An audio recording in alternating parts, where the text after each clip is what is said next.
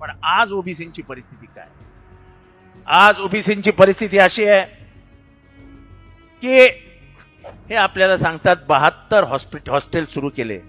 72 hostel सुरू केले नाहीत, फक्त 54 हॉस्टेल सुरू केलेत. त्या 54 हॉस्टेलमध्ये साहेब सीसीटीव्ही नाही. हिंगणाच्या हॉस्टेलमध्ये पोरांनी घुसून धुमाकूळ घातला, पोलिसांनी केस रजिस्टर केली नाही. गेले 5 महिने भोजनाचं अनुदान बंद आहे. तुमची माझी भावंड, तुमच्या माझ्या भगिनी मुली ज्या हॉस्टेलमध्ये राहत आहेत, गेले 5 महिने त्यांना जेवायलाच मिळालेलं नाही. हे कसले ओबीसीची नाटकं करतात. ओबीसीला निधी कमी पडू देणार नाही. हे घ्या.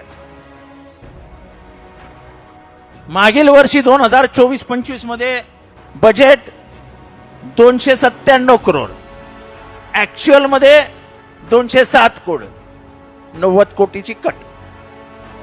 आता 2025-26 मध्ये कॅबिनेटने अप्रूव्ह केलं 453 कोटी, ऍक्च्युअल मध्ये आलं म्हणजे खरं पेपरवर आलं 300 कोटी, कट मारली 153 ची, आणि 300 कोटी बंद पण माझ्याकडनं लिहून घ्या, हे 200 कोटी देतील. कारण का ह्यांना आपल्या मागासवर्गीयांच्या तोंडातला घास काढून घेण्याची सवय लागलेली आहे.